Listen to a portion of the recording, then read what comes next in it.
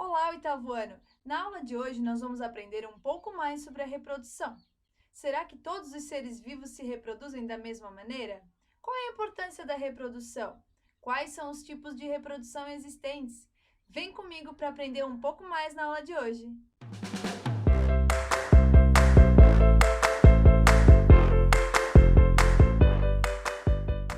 A reprodução é um processo muito importante. É por meio dela que os seres vivos eles conseguem deixar descendentes, que eles conseguem perpetuar a sua espécie. Se não existisse a reprodução, muitos seres vivos entrariam em extinção. É também por meio da reprodução que os seres vivos conseguem passar adiante a sua carga genética, né? Passando de pai e mãe para o filho.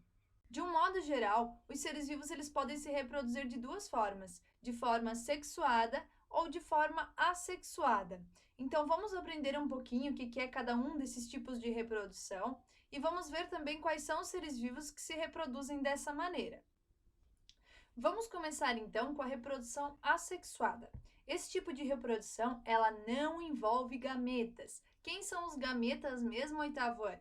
Gametas, eu vou te dar o exemplo do espermatozoide e do óvulo. Então, esse tipo de reprodução, ele não tem o envolvimento do espermatozoide e nem do óvulo.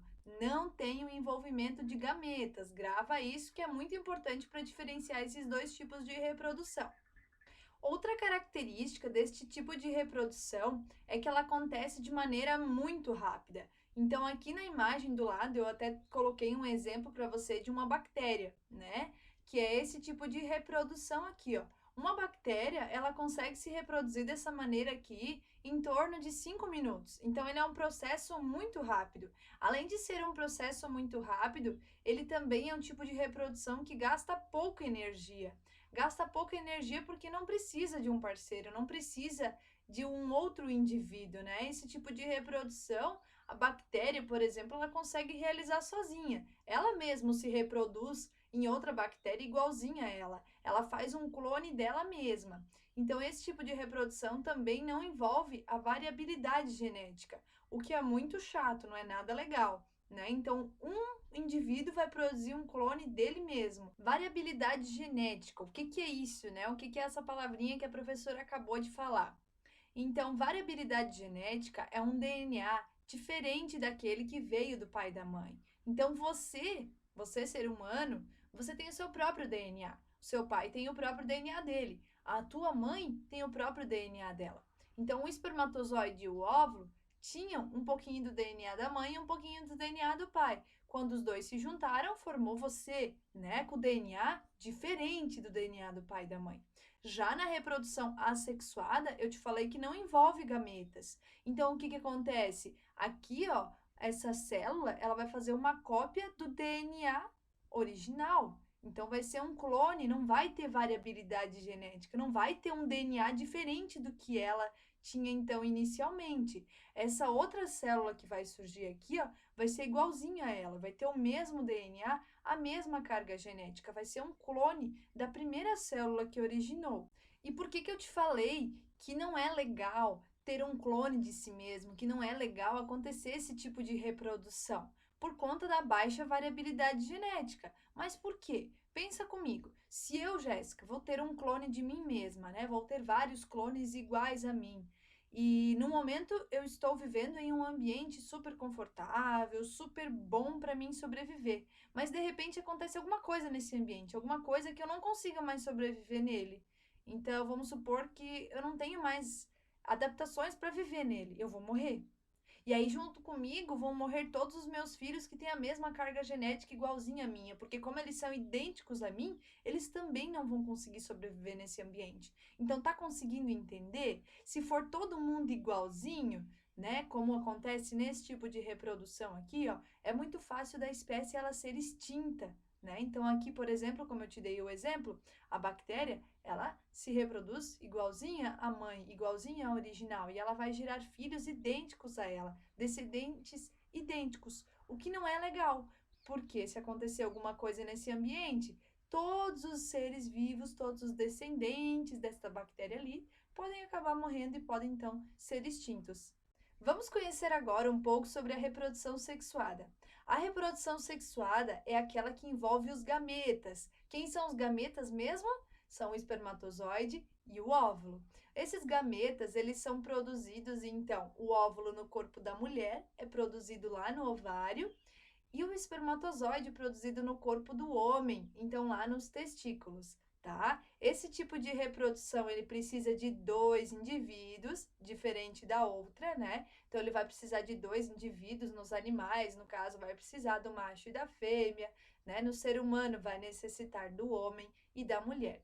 Esse tipo de reprodução, ele permite a variabilidade genética. O que isso quer dizer? Quer dizer que o filho, né, o descendente ali, ele vai ser diferente do pai e da mãe. Vai ser semelhante, mas vai ser diferente. O seu DNA vai ser único, tá? Lembrando que o espermatozoide, ele carrega informações genéticas, então, do pai, e o óvulo vai carregar informações genéticas da mãe.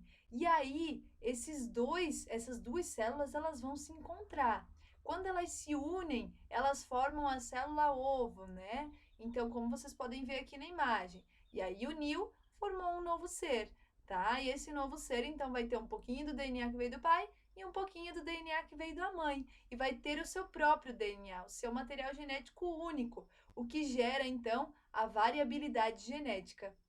A variabilidade genética ela é muito importante porque torna os seres vivos mais resistentes, mais adaptáveis ao ambiente. Além disso, outra coisa que eu preciso te lembrar desse tipo de reprodução é que ela acontece de maneira mais lenta, tá? Por que ela ocorre de maneira mais lenta? Pensa comigo, qual é o tempo de gestação do ser humano? 9 meses, né? E lá nas bactérias eu te dei o exemplo que elas se reproduzem em 5 minutos.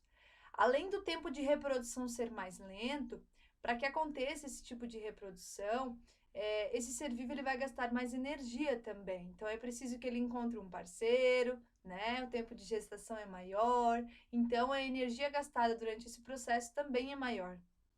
Agora a professora vai dar alguns exemplos para você desses tipos de reprodução e também vou te dar alguns exemplos de seres vivos que realizam esses tipos de reprodução. Vamos começar com a reprodução assexuada. Vou começar com o primeiro exemplo. O primeiro exemplo é a bipartição ou cisparidade, que é o tipo de reprodução que acontece com as bactérias. Não sei se você lembra, mas você já estudou esse tipo de reprodução no ano passado. Então, olha a figura que eu coloquei aqui do lado. Uma bactéria, então ela inicia fazendo cópia do seu DNA, duplicou o material genético, uma cópia igualzinha, e ela vai começar a se dividir. Terminou a reprodução, ela vai criar uma outra bactéria, um clone igualzinho a ela. Esse tipo de reprodução, então, se chama bipartição ou cisparidade. Esse tipo de reprodução você também já estudou ano passado, que é chamada de brotamento. O brotamento é um tipo de reprodução assexuada que acontece com os fungos unicelulares. Um exemplo é o fungo que é utilizado para fazer o pão, que é aquele fermento de pão, né? Saccharomyces cerevisiae. Então, esse fungo, ele se reproduz por meio de brotamento. Então, como você está vendo aí na foto do lado, vai surgir um brotinho, e esse brotinho, então, ou ele pode ficar fixado nesse fungo, ou ele pode se soltar, tá? Então, essa é o tipo de reprodução conhecida como brotamento. Temos um outro tipo de reprodução assexuada, conhecido como esporulação, tá? Que você também já estudou do ano passado, ela acontece com alguns tipos de plantas, como as briófitas e as pteridófitas. Eu trouxe um exemplo aqui para você das pteridófitas, né? Da samambaia. Então, nós temos os esporos, que são produzidos aqui dentro dos soros, né? Temos os esporos. Esses esporos, chega um momento que eles ficam maduros, então eles vão cair no solo, e aí, encontrando um ambiente favorável, vão desenvolver por meio de mitose e vão formar uma nova planta, por meio de reprodução, então, assexuada. Já a reprodução sexuada, ela vai acontecer por meio da fecundação. Então, é onde tem o encontro do espermatozoide com o óvulo. E aí, através desses encontros, forma-se o novo ser, o novo indivíduo. Lembrando que para acontecer esse tipo de reprodução é preciso dois indivíduos e é preciso ter, então, o encontro dos gametas. Alguns seres vivos que fazem reprodução sexuada estão aí na sua tela. Olha só, nós, seres humanos, pássaros, aves, vários mamíferos e também não podemos esquecer das plantas. Você já estudou ano passado também. As gimnospermas e as angiospermas também fazem reprodução sexuada. Também tem o encontro dos gametas, né? Feminino e masculino. Lá na planta ele recebe um nome diferente, mas é gameta também. Estamos chegando ao fim de mais uma aula. Espero que você tenha conseguido compreender um pouco mais sobre a reprodução sexuada e a reprodução assexuada. A professora pede que vocês acessem agora ao portal do aluno para verificar qual vai ser a sua atividade. Se ainda ficou com dúvidas, por favor, me chame que eu estou à sua disposição. Até a próxima e tchau, tchau!